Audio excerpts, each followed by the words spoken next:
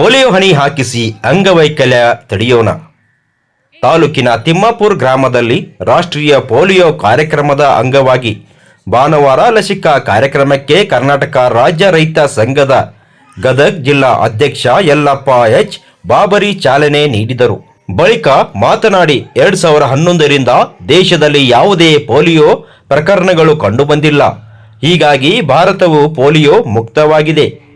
ನಿಮ್ಮ ಮಗುವಿನ ಸಂಪೂರ್ಣ ರಕ್ಷಣೆಯನ್ನು ಖಚಿತಪಡಿಸಿ 1 ರಿಂದ 5 ವರ್ಷ ಒಳಗಿನ ಎಲ್ಲ ಮಕ್ಕಳಿಗೂ 2 ಹನಿ ಪೋಲಿಯೋ ಲಸಿಕೆಯನ್ನು ಕಡ್ಡಾಯವಾಗಿ ಹಾಕಿಸಿ ಮುಂದೆ ಬರಬಹುದಾದ ಅಂಗವಿಕಲತೆಯನ್ನು ತಡೆಯೋಣ ಎಂದು ಹೇಳಿದರು.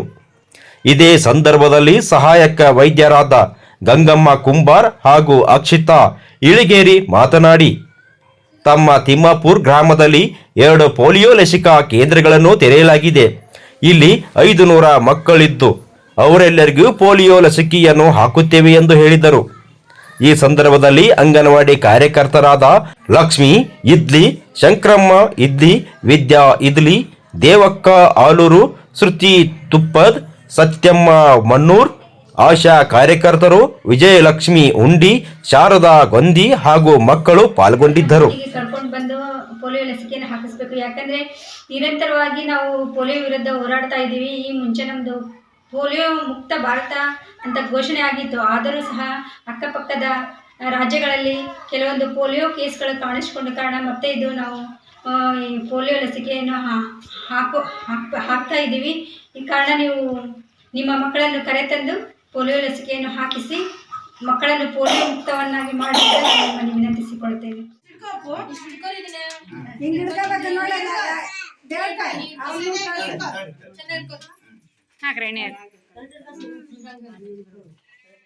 ದೇಶಾದ್ಯಂತ ಪಲ್ಸ್ ಪೋಲಿಯೋ ಕಾರ್ಯಕ್ರಮ ಭಾರತ ಸರ್ಕಾರ ಮತ್ತು ಕರ್ನಾಟಕ ಸರ್ಕಾರ ಹಮ್ಮಿಕೊಂಡಿದ್ದು, ನಮ್ಮ ದೇಶದಲ್ಲಿ ಪೋಲಿಯೋ ಮುಕ್ತ ದೇಶವನ್ನು ಮಾಡುವ ಸದುದ್ದೇಶದಿಂದ ಸರ್ಕಾರಗಳು ಅನೇಕ ವರ್ಷಗಳಿಂದ ಈ ಪೋಲಿಯೋ ಲಸಿಕಾ ಕಾರ್ಯಕ್ರಮವನ್ನು ಹಮ್ಮಿಕೊಂಡು ಬಂದಿದ್ದು, ಈ ಪೋಲಿಯೋ ಲಸಿಕಾ ಕಾರ್ಯಕ್ರಮ 3 ದಿನಗಳ ಕಾಲ ನಿರಂತರವಾಗಿ ನಡೀತಾ ಇದ್ದು, ಎಲ್ಲ ರಾಜ್ಯದ ಮತ್ತು ಗ್ರಾಮದ ಎಲ್ಲ ಪಾಲಕರು ತಮ್ಮ ಮಕ್ಕಳನ್ನು ಪೋಲಿಯೋ ಬೂದಿಗೆ ಕರೆದುಕೊಂಡು ಬಂದು ಪೋಲಿಯೋ ಲಸಿಕೆಯನ್ನು ಹಾಕಿಸಿ ಪೋಲಿಯೋ ಮುಕ್ತ ಭಾರತವನ್ನು ಮಾಡಬೇಕಾಗಿ ನಾವು ತಮ್ಮಲ್ಲಿ ವಿನಂತಿಸಿಕೊಳ್ಳುತ್ತೇವೆ. ಪೋಲಿಯೋ ಒಂದು 2 ಹನಿ ಎಷ್ಟು ಮಹತ್ವವನ್ನು ಪಡೆದಿದೆಯಪ್ಪ ಅಂದ್ರೆ, ನಮ್ಮ ಮಕ್ಕಳು ಯಾವುದೇ ತರನಾಗಿ ಅಂಗವಿಕಲತೆಯನ್ನು ಹೊಂದಬಾರದು ಎನ್ನುವ ಉದ್ದೇಶದಿಂದ ಈ ಕಾರ್ಯಕ್ರಮ ಹಮ್ಮಿಕೊಂಡಿದ್ದು, ದೇಶದ ತುಂಬೆಲ್ಲ ಈ ಕಾರ್ಯಕ್ರಮ ಇಂದು ನಡೀತಾ ಇದೆ. ಹಾಗಾಗಿ ಎಲ್ಲ ಪೋಷಕರು ತಮ್ಮ ಮಕ್ಕಳನ್ನು ಪೋಲಿಯೋ ಲಸಿಕೆ ಕೇಂದ್ರಕ್ಕೆ ಕರೆದುಕೊಂಡು ಬಂದು ಪೋಲಿಯೋ ಲಸಿಕೆಯನ್ನು ಹಾಕಬೇಕು.